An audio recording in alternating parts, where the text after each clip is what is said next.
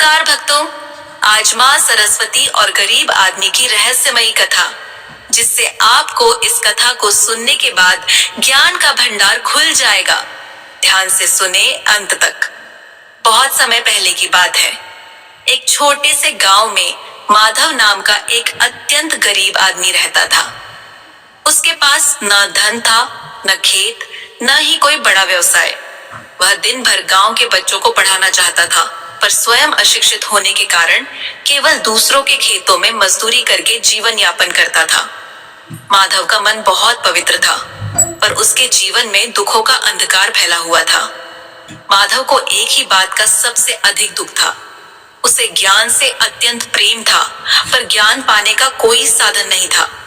वह रोज गांव के मंदिर के बाहर बैठकर विद्वानों की बातें सुनता और मन ही मन सोचता, काश मुझे भी पढ़ना लिखना आता तो मैं अपने जीवन और दूसरों का जीवन बदल सकता।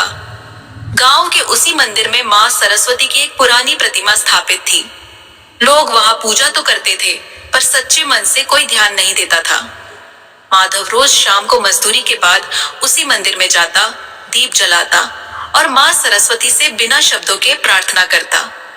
वह कुछ मांगता नहीं था, बस आंखों से आंसू बह जाते थे। एक रात की बात है। गांव में भयानक तूफान आया। मंदिर के दरवाजे अपने आप खुल गए। माधव, जो मंदिर के बाहर सो रहा था, अंदर भागकर प्रतिमा के सामने बैठ गया। तभी अचानक मंदिर में एक अद्भुत प्रकाश फैल गया। माधव डर के मारे आंखें बंद कर बैठा। तब उसे एक मधुर लेकिन रहस्यमयी स्वर सुनाई दिया। माधव, क्या तुम सच में ज्ञान चाहते हो? माधव कांपते हुए बोला, माँ, यदि आप ही हैं, तो मैं धन नहीं चाहता। बस इतना ज्ञान दीजिए कि मैं अज्ञान के अंधकार से बाहर निकल सकूं। अचानक प्रकाश शांत हो गया। मंदिर फिर अंधकार में डूब गया। माधव को लगा यह सब उसका भ्रम था, लेकिन तभी उसने देखा माँ सरस्वती की प्रतिमा के चरणों में एक पुरानी ताड़पत्रों की पुस्तक रखी हुई थी। माधव की आंखें भर आईं। उसने श्रद्धा से पुस्तक उठाई, पर जैसे ही उसने पन्ना खोला, उसे एक अजीब बात दिखी। उसमें कोई अक्षर नहीं थे। सब पन्ने खाली थे। माधव निराश हो गया। माँ, यह कैसा ज्ञान? वह बुदबुदाया।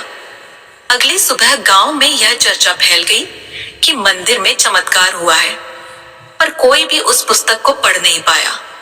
सबने उसे व्यर्थ समझा। कुछ लोगों ने माधव का मजाक भी उड़ाया। पर असली सस्पेंस तब शुरू हुआ जब माधव ने हर रात उसी पुस्तक को लेकर माँ सरस्वती का ध्यान करना शुरू किया। कुछ दिनों बाद उसने अनुभव किया कि जब वह किसी बात को ध्यान से सोचता, तो पुस्तक के पन्नों पर अपने आप अक्षर उभरने लगते। पर अजीब बात यह थी, वे अक्षर केवल माधव को ही दिखाई देते थे।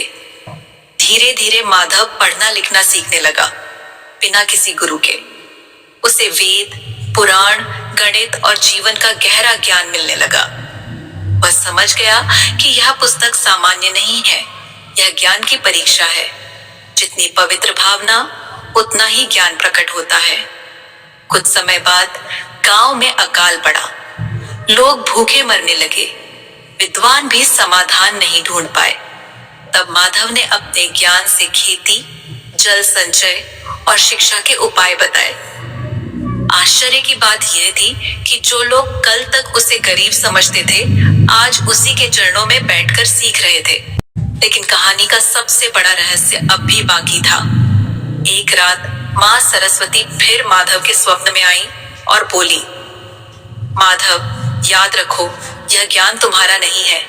जिस दिन अहंकार आया, उसी दिन यह पुस्तक खाली हो जाएगी। माधव ने सिर झुका लिया। कुछ वर्षों बाद माधव ने गांव में एक निःशुल्क शिक्षा आश्रम खोल दिया। वह स्वयं को कभी विद्वान नहीं कहता था, लेकिन एक दिन एक राजा वहां आया और माधव को अपने राज्य का महामंत्री बनने का प्रस्ताव दिया। माधव ने विनम्रता से मना कर दिया। उस रात उसने पुस्तक खोली और देखा कि सभी पन्ने पूरी तरह खाली हो चुके थे। माधव घबरा गया।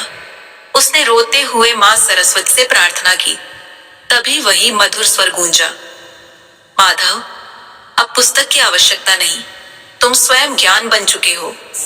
अगली सुबह जब लोग आश्रम पहुंचे तो वहां न माधव था न पुस्तक, केवल मां सरस्वती की प्रतिमा के सामने एक श्लोक लिखा था, ज्ञान वही है जो बांटने से बढ़े।